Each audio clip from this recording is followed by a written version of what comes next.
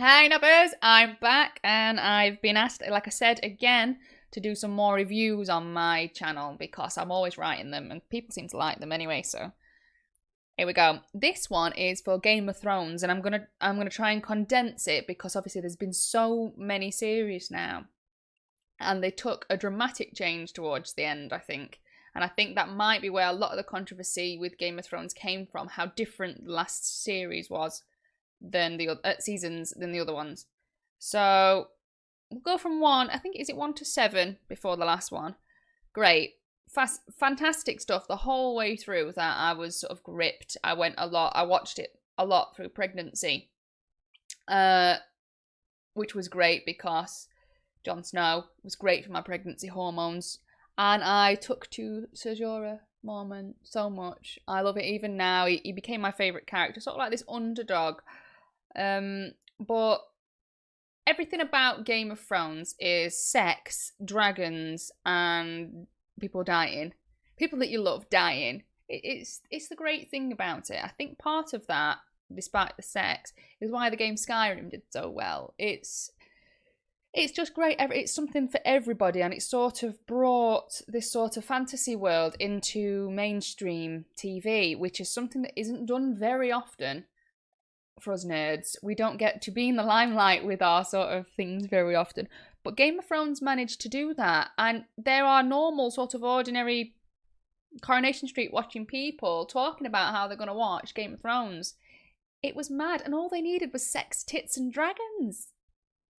So how can you not love it? The thing is, you have to remember about Game of Thrones, it is very in-depth. There's a lot of talking. There's quite a lot of politics in Game of Thrones. So you have to really be paying attention. And the hardest thing for me with the entire thing was remembering names to faces, because there's hundreds of them. They're just everywhere. And in every scene, it's talking about a different character and a different house's background. And it is quite important to the story, actually, to remember these things, because a lot of these characters will show up at certain war points. So to sort of take it in, you're like, and I really do recommend watching it, if you can, more than once each episode, just to try and take this information in. And if you think the TV series is bad, you should try reading the books. I've got through, I think, 2. But they're so packed and my brain is still fried from being a little mum to a toddler that I can't take a lot of this in. By the time I've got round to the second chapter, I forgot what happened in the chapter beforehand. So yeah, the series is exactly the same. There is so much to take in. It's very political. Well, sort of old political, not now. But kings and the throne and all this. But it's broken up by sort of a little bit of mysticism and magic when it comes to the Night King. And I think that he provides an amazing sort of relief from this very deep political, sort of Star Wars type thing. And that was the most entertaining for me. Everything about the Night King and especially Melisandre, that kind of stuff, that was the best part for me. To be honest, it wasn't the dragons. There are only 3. Even though they're pretty cool, I really liked everything about finding out a little bit more about the Night King and this whole sort of thing that appeared of who is the Night King. And I think that came about because they changed actors for him sort of halfway through, and everybody was like, hang on a minute, does that mean it's Bran? And it didn't towards the end. Again, I've got to put spoilers if you've not seen it. You should have by now. So I'm gonna yeah, just a little spoilers. But yeah, it's a ride. Game of Thrones. It's a big ride the whole way through. I'm not going to even be able to remember half the characters, but my character favourites were Brienne of Tarth. Strong, amazing woman. Do you know what I mean? It's really, again, trying to make it in a man's world, but by being an absolute sort of beefcake. Who else? Cersei Lannister is my favourite. Not because she's right in anything that she does, really. She's very hard-hearted when it comes to everything but her own family. But I think she was the only person that played the Game of Thrones right. She knew exactly what she was doing 90% of the time. Had Daenerys not had dragons, Cersei would have been queen for probably a very long time. She was so good at playing it. She learnt from the men around her dad, of what to do and what not to do. So she played it really well, and she lost a lot of her children, all of her children really, wasn't it? Because of that. So I kind of think she was pretty cool. Daenerys was never one of my favourites. I don't know why. It was sort of, her and her brother ended up with this sort of entitlement that I didn't really like. I was like, I think it was Kit Harington that said, I think the person that has the throne should be the one that doesn't want it. And that was it to me. She sort of strutted around and played people a little bit to get what she wanted, and I noticed a lot of people didn't notice that. But if you look towards the end where she offers, what's his name, boat guy was always on, Gendry. She offered Gendry a castle, didn't she? And she sort of sweet talked him because she knows that he really was entitled to the throne. He was Robert Baratheon's firstborn son. And the little exchange between her and, was it Tyrion, sort of suggested that she knew that, and that's why she did it. She sweet talked him, she kept him sweet, so there was no challenge to her, and I think that was her end game through the entire thing. You know, as many friends as you can, and then there's less challenges. And she did great. She was a fantastic character, but I didn't really trust her because of it through the entire thing. But yeah, as I said, for 1 to 7, the story progresses at a sort of reasonable pace.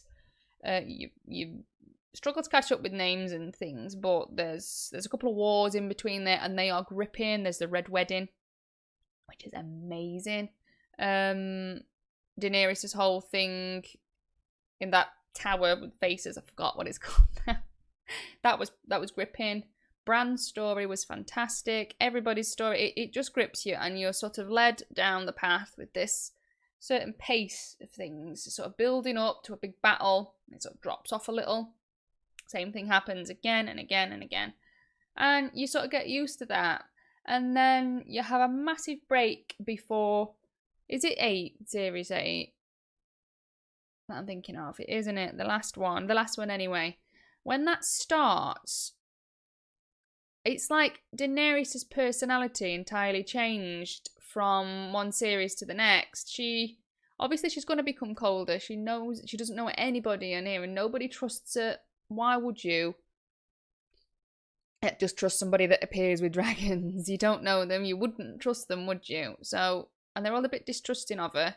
But it's like the coldness in her didn't really get the chance to sort of progress slowly. It was like that. And I was like, I don't really recognise this character anymore. And it happened to me with a few of them. I feel like they didn't make decisions that their personalities had been building for them to make. For example, Tyrion betraying Varys. Just like that. I really didn't feel like Tyrion would have done that at that point.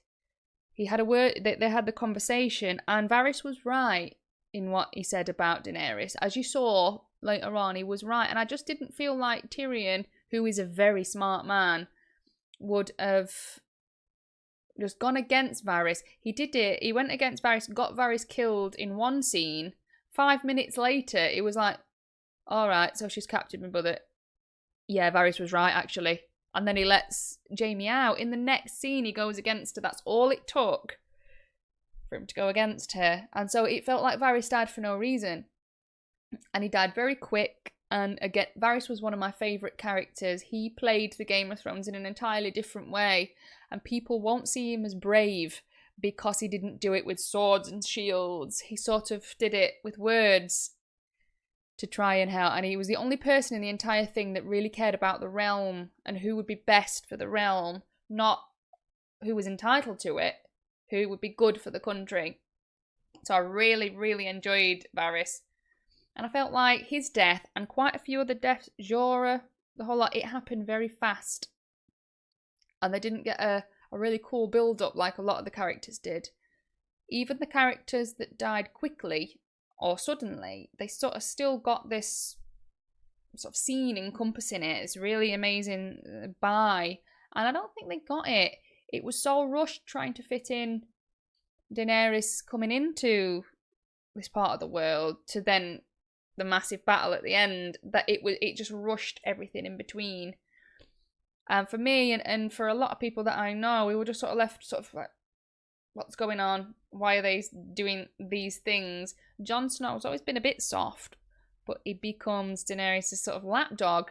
And he's like, Jon, you've gone through this entire thing being, you know what I mean, I'm going to save everybody, to then just be like, oh, I really love this woman, I'm going to do everything for her instead.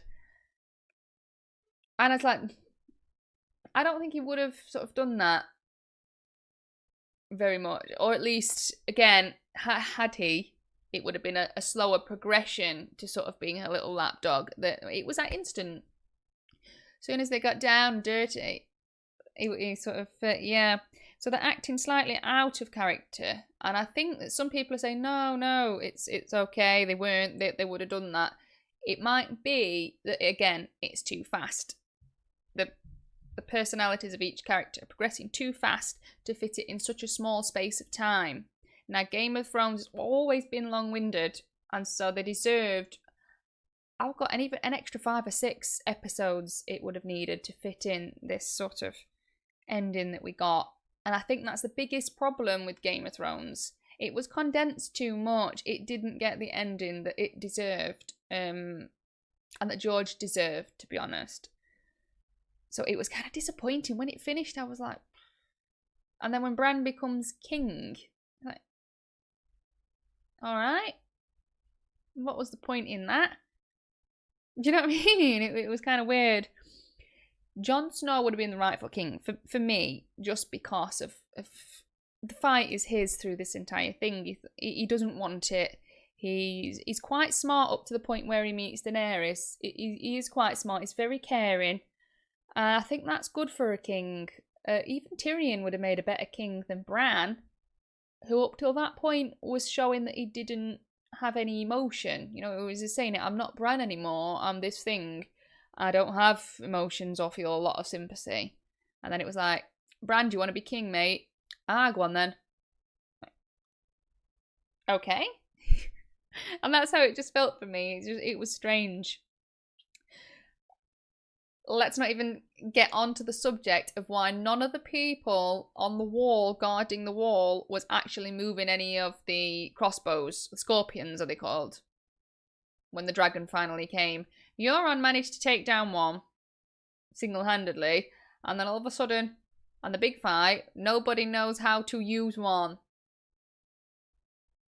Yeah, things like that as well slightly bothered me. They just send a horde of Dothraki in at the beginning of the Battle of Winterfell to get slaughtered. Instead of keeping sort of everybody together, I think, again, they sort of got the end result, what they wanted to happen at the end of each bit, and then they sort of rushed to get there. Like, how are we going to get Bran on the throne? Or how are we going to get Daenerys into King's Landing? I thought, oh, we'll do it this way. And they sort of missed out on a lot of common sense along the way, for me. Like, a lot of the things that I don't think that would have happened had they had more time.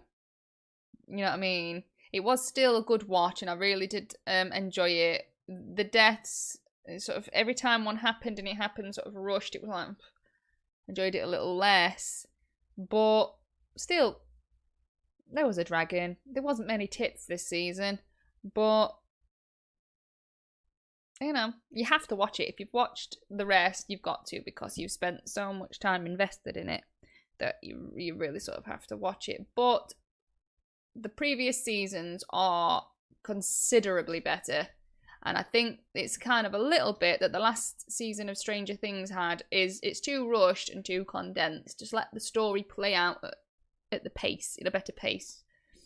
And so yeah, if you enjoyed Game of Thrones, so that's all I'm going to say. I'll ramble on for hours.